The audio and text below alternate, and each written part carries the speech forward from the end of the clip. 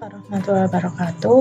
Kembali lagi dengan pelajaran bahasa Indonesia. Hari ini kita akan membahas materi tentang cerita pendek. Nah, untuk materi hari ini kita akan membahas tentang unsur pembangun cerpen. Tadi yang akan kita pelajari adalah 3.5, yaitu mengidentifikasi unsur pembangun karya sastra dalam teks cerita pendek yang dibaca atau didengar.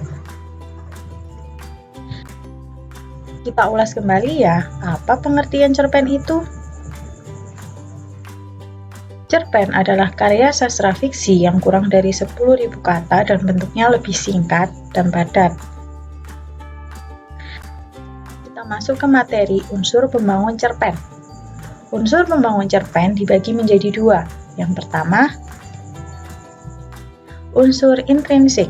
Unsur yang membangun karya sastra cerpen ini dari dalam.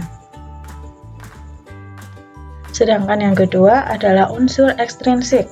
Unsur yang membangun karya sastra cerpen dari luar.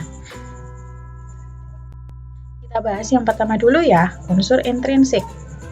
Unsur intrinsik dibagi menjadi 6. Yang pertama,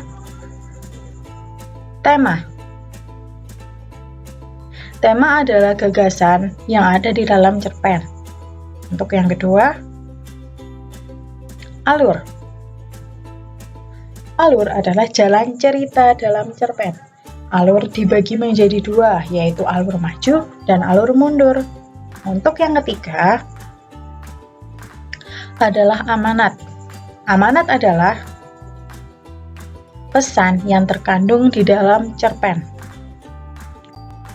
Selanjutnya, yang keempat,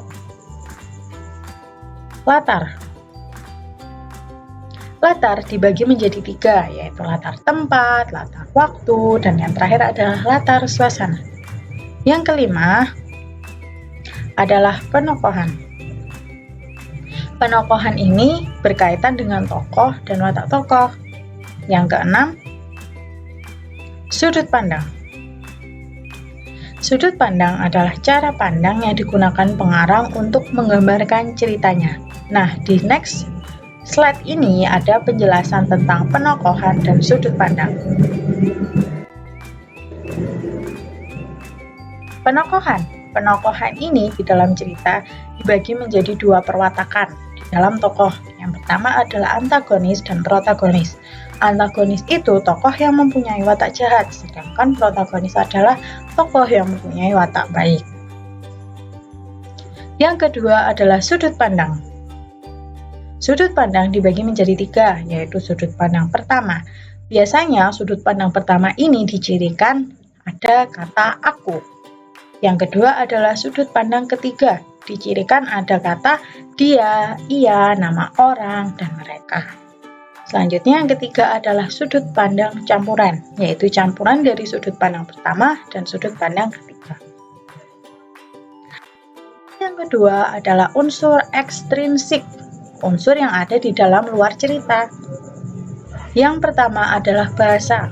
Bahasa yang digunakan dalam cerita menggunakan bahasa pengarang itu sendiri. Yang kedua, latar belakang pengarang. Latar belakang pengarang ini melihat dari sisi biografi pengarang, psikologis, dan latar belakang pendidikan.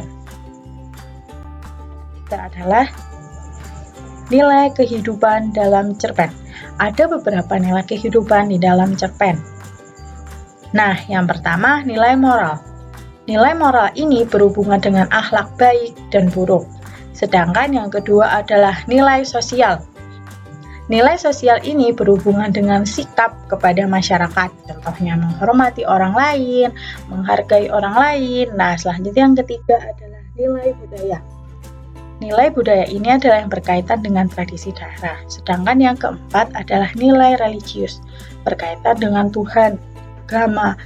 Selanjutnya yang kelima adalah nilai politik, yang berkaitan dengan politik. Sedangkan yang terakhir adalah nilai kepahlawan, yang berkaitan dengan perjuangan. Biasanya di dalam nilai kepahlawanan ini, cerpennya bertemakan dengan sejarah.